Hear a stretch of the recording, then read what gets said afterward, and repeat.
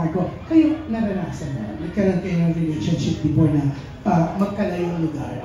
Taga saan ba kayo? Ikaw, Henry? Ako taga Makati. Makati. Si Marco taga Makati din.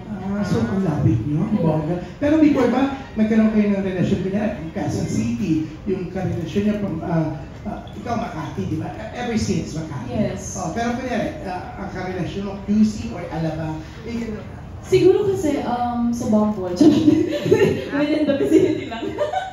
Then it's a joke. Syempre pag wala pa. Actually sa akin walang long distance sa mga sa past ko. Also because I think as a person nga medyo clingy ako. But I also want space. So gusto ko lang nandyan lang siya. Alam mo yun? Ikaw. I don't think I've ever really had an LDR, but because I can't use the transpo here, like the MRT isn't that great, and I don't think I can use it as a daily.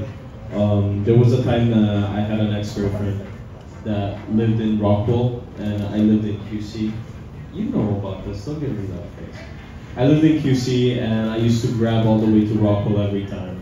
And then I ended up spending like 30,000 in 1 month, which is too much for my budget. And I was like, okay, and that's how I ended up getting a bike, a motorcycle. Okay. Yeah. But ang ending mo rin mo. Pero kung ka pa ng bike. Well, nangyari na yun. That's why. Ako? Heaven, bakit ang nasama ng tingin mo? Ayaw ko pinag-usapan yung mga past kasi. Pinagsasilosan na yung mga ex-girl. Tapos na, diba? Ikaw na, diba? Oh my gosh! Pinagsiselosan ng mga ex mo. Hindi, silosa lang talaga ako.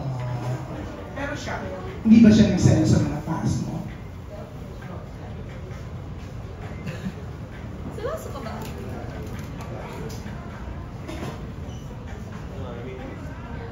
Lolo. No. Hindi naman siya So, you're aware yung mga past ni Yeah, I'm pretty aware about everything. She's pretty honest. Kasi, hindi ko alam may taga Makati rin. Parang alam na. Okay, Tito. Thank you so much. Okay, my question for Heaven and Marco, no? If you would describe each other, kunwari lugar kayo, not necessarily QC or Alabang, or pwedeng abroad, what would Heaven be and what would Marco be? For you, Marco, see, if Heaven were a place, you would liken her to specific place. Pwedeng abroad. Manila talaga siya. Why? Manila talaga. Why? Why is Hindi eh. She's saying, am I not Siargao? I'm like, hindi eh. As much as you'd like to portray yourself as a Siargao girl, you're a Manila girl. Really? Yeah, kasi anong gagawin mo sa Siargao? Surf lang. Kakain lang. Iikot-ikot lang. Tapos, pagdating ng 6 p.m. wala na. Eh diba, napapagod ka sa ordinary. Like, you always want something different. And I think Manila has that. You know, you can always do something different. Yeah. So, Manila ka talaga. At saka sobrang Pinay mo. I swear. Is that a bad thing? No, to me, it's just, with all the girlfriends I had, you're the most Filipino. And you're, well, alright, ikaw lang din yung Pinay. Okay, next. Oh my God. If Marco was a place, where would you go? Oh, Italy. Because every day he cooks pasta. Every day he cooks pasta. Sobrang he uses hand gestures all the time, and he's very passionate when it comes to things. Or kunyari, kung ano yung pinagsastand niya, sobrang passionate niya doon, na sobrang hard-headed niya actually sometimes. So, Is that a bad thing? No, not a bad thing. I'm just telling you. Yeah. So yun po. Thank you. Thank you. And for Direct Gino, since it's based on a book, they usually say that the book is better than the movie, like Godfather. How about this? Would you say the movie is better than the book? Did you stick to the story? It's very different. Actually, the book is a parody of Men Are From Mars and Women Are From Venus. So, ang daming mga comparison. So there's really no arc of a storyline. But Stanley Chi wrote the storyline for this movie. and then pitched it to Sari Sari and Vida, and doon namin binase yung story, at doon namin binuo. So there was already a skeleton from Stanley Chi where we were able to develop the whole story. So it's totally different. It's totally different. Thank you. Do you think distance is an impediment or an hindrance to a blossoming relationship? Distance is important. Yeah, is it how vital or how much of a problem is long distance to a relationship that's just starting to develop? The question could be addressed to the three of you. Okay, for me, it depends on the person talaga. It doesn't work for everyone, a long distance relationship or a far distance relationship, kind of QC alabang. It doesn't work for everyone. It depends on who you are as a person, no? What you need as a person, if you need to see that person every day. But for me personally, I think it's important. The communication is very important. Kahit hindi magkita, as long as mag-communicate. Kasi nowadays, may phones na tayo, may Zoom na tayo, anything. So, ang hirap na hindi mag-communicate. So, yun, para sa akin, kaya naman mag-work. Kaya naman. Alam mo, kaya mag-work. Basta pagmahal mo yung tao, kaya lahat, no? So, kahit gaano kalayo, kahit gaano kahirap yung pinagdadaanan. As long as mahal mo yung tao, mag-work yun. So, yeah, I mean, they already said it, but like, it's so true, guys, honestly. As much as a physical person you are, it doesn't really matter because the chemistry between two people, if it really is worth it and it really is strong, it doesn't matter if you had a hard day and you can't see them. As long as you can communicate, you can FaceTime, you can video call, it just makes your day better. Just receiving a text from them, knowing that you have someone to fall back on. It doesn't matter how far they are, it really just works, you know. Okay, thank you.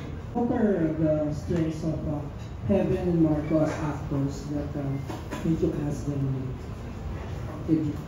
It's funny because like when I was doing Safe Skies Archer, I already knew that I was going to work with them, but they didn't know yet. And then I started hanging out with them, trying to figure out how they are really outside of set, and eventually became friends. And then finally, when we were working together, nakita ko yung mga surprises na, Marco is such a passionate person. Actually, they both are. When they do the role, they're like really 100% in it. Si Heaven nga sinasabi sa akin na, direct ang hirap mag-de-attach sa role kasi it's so close to home.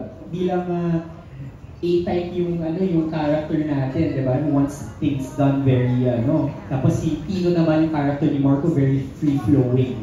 So, when I was working with them, we always had this communication and how to make the characters real and more interesting and how they would react to each other.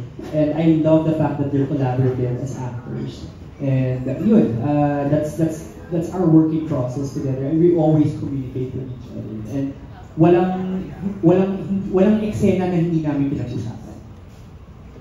My questions to the actors. The story seems to be simple at unang tingin, but I'm sure there are complexities, especially in handling LDR. What are your favorite messages or things about that complexity that are in this movie?